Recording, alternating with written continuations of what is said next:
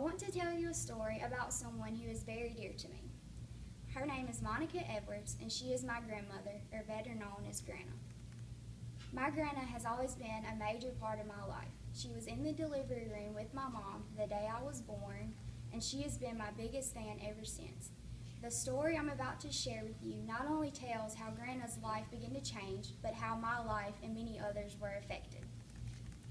It all started on a cool day in November of 2013.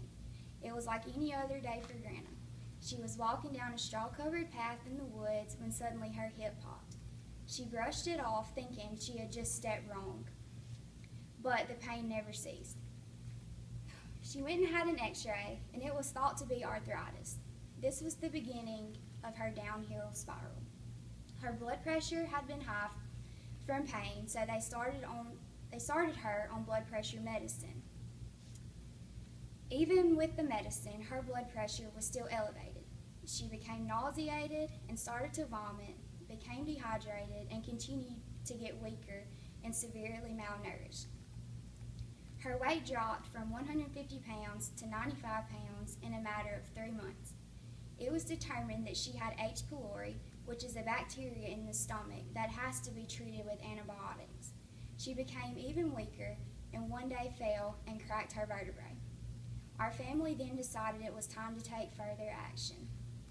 She was taken to UMC in Jackson, where she was admitted for tests to try and find out what was going on. She was then put on NPO, which means nothing by mouth. She then had upper and lower gastro tests that were ordered, which meant medicine had to be consumed to clear her colon out. It was torturous on her. She was trying to get up and down and go to the bathroom with a broke back. We were trying to help her, but she had to wear a huge brace, which constricted her movement, and this made it hard on everyone. Blood work was taken every day, and nothing really stood out to the doctors of what could be wrong. The doctors did know that it was something serious going on to have caused her health to decline so quickly from a healthy woman to one who had withered down to we could hardly recognize.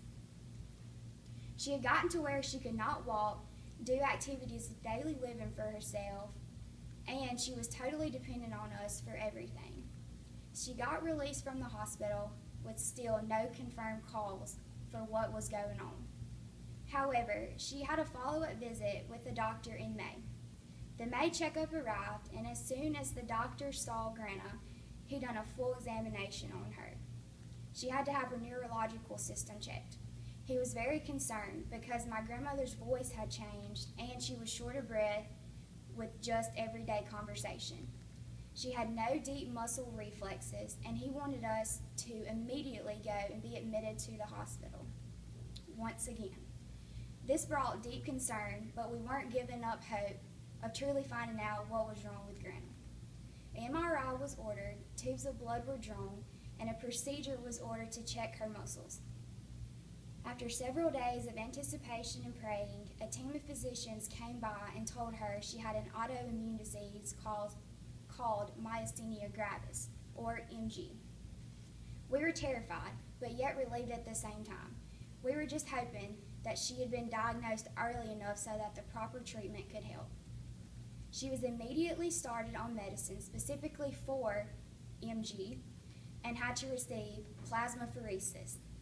Plasmapheresis is a procedure where the plasma of the blood is filtered to get all the bad antibodies out that were attacking her body and preventing the stimulation of nerves. This explained a great deal of what was going on with her body. On May 23, 2014, my Grandma got released from the hospital in time to go to my brother's graduation. She was so excited to be able to attend this life event. Even though she was released from the hospital, her battle still continues. She has to take medicine every 6 hours for the rest of her life. Now, 1 month later, since her confirmed diagnosis, Grandma is able to walk with a walker.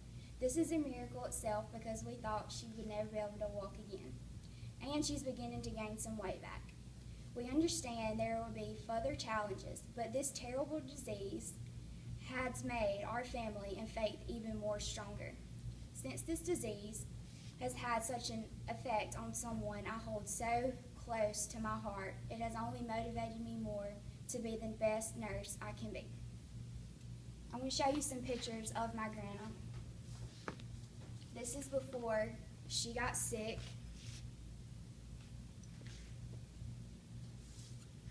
This is her while she was in the hospital.